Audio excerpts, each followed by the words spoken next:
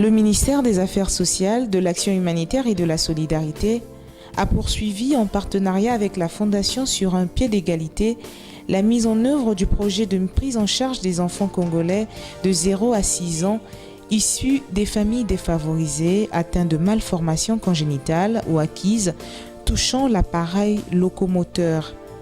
Une deuxième campagne des opérations chirurgicales en faveur des enfants a eu lieu du 6 au 23 février 2013 à Dolisie. Cette campagne a permis aux médecins d'opérer 72 enfants. Dans cette même dynamique, une soirée de gala a été organisée par le ministère des Affaires sociales et ENI Congo pour la mobilisation des fonds à Pointe-Noire le 23 février 2013. Cette soirée a permis au gouvernement de mobiliser la somme de 25 millions de francs CFA. Parlant de la scolarisation et l'alphabétisation des enfants handicapés, le ministère poursuit le suivi et l'accompagnement des étudiants aveugles inscrits à l'université Mariangwabi et aussi des élèves intégrés dans les écoles normales. Grâce à l'apport du ministère, Dieudonné Mbimi a pu soutenir son mémoire de maîtrise au département des sciences et techniques de la communication, option documentation. Après 2009, les personnes handicapées du département des Plateaux, particulièrement celles de Djambala, ont été de nouveau à l'honneur. Lors de la célébration de la 22e Journée internationale des personnes handicapées, le 3 décembre 2013, des aides à la mobilité, des kits scolaires, outils aratoires, des appuis aux activités génératrices de revenus leur ont été remis. Cette année, les populations du Congo n'ont pas été épargnées par des catastrophes naturelles. Une dizaine de localités a été frappée, entre autres Owando, Oyo, Okoyo, Yamba, Tikapika. Des milliers de sinistrés, des moyens financiers insuffisants. Le ministère en charge des questions humanitaires a malgré cela assisté les victimes. C'est à Owando où près de 500 brouettes ont été remis à l'administrateur maire de la communauté urbaine pour des questions de salubrité et d'assainissement de cette ville. Au sujet des réfugiés, 53 000 de toutes nationalités confondues ont regagné leur pays d'origine, contre seulement 73 pour les réfugiés congolais. À la recherche de solutions durables à l'épineux problème de gestion des catastrophes, Emilienne Raoul a conduit une délégation de haut niveau au Togo, Sénégal, Rwanda, Mozambique. L'initiative de cette mission, ainsi que le haut niveau de la délégation, témoignent de cet engagement de taille du gouvernement de la République du Congo à renforcer la résilience du Congo et de ses populations face aux menaces de catastrophes de tout ordre.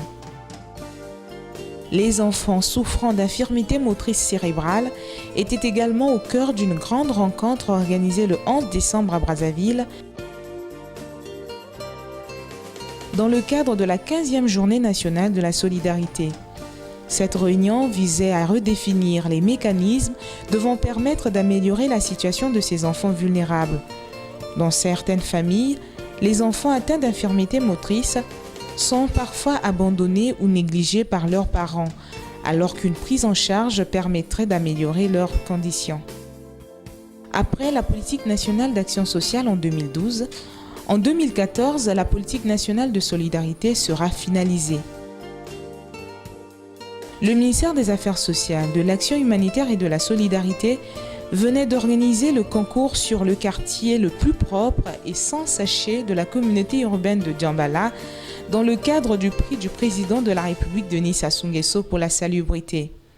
Ce concours s'est déroulé dans le cadre des festivités marquant le 53e anniversaire de l'indépendance de la République du Congo. Pour cette année 2013, le quartier Oyafula a été désigné par les membres du jury comme le quartier le plus propre et sans sachet de la communauté urbaine de Djambala. Le prix a été remis le 12 août au chef de ce quartier par la ministre des Affaires sociales, de l'Action humanitaire et de la solidarité, Emilienne Raoul, en présence des autorités préfectorales, sous-préfectorales, de la mairie et des populations. Le panneau y relatif a été implanté.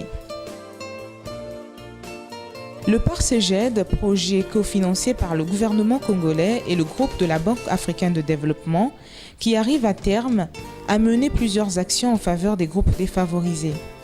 Sur le plan sanitaire, Emilienne Raoul, présidente du comité technique du dit projet, a procédé à la remise du CSI de l'Ouémé Nangama Aïnda au ministère de la Santé et de la Population. L'ouverture officielle de circonscriptions d'action sociale construites dans le cadre de la mise en œuvre du PARCEGED à Oyo, Brazzaville, Dolisie et Pointe-Noire. En 2013, les travaux de construction des centres d'études et de formation en alternance CFA de Dolisie et de Pointe-Noire ont été achevés. La même chose pour les centres Sangai d'Otende à Oyo et celui de Louvakou. Bien avant, Emilienne Raoul avait rappelé à l'ordre tous les opérateurs économiques adjudicataires des marchés dans le cadre de la mise en œuvre du PARCEGED pour le respect des engagements pris, surtout des délais d'exécution de travaux.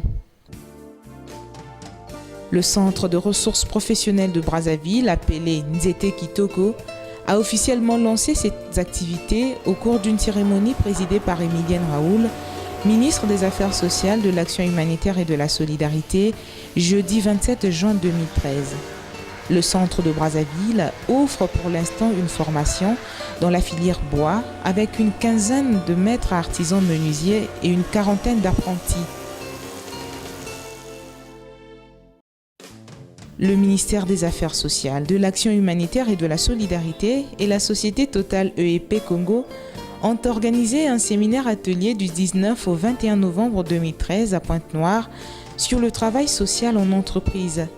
Les participants provenaient des entreprises privées et para-étatiques, des secteurs du pétrole, des mines, de la protection et de la sécurité des personnes, du commerce, des télécommunications, de la pharmacie et du transport de Pointe-Noire et du Kouilou.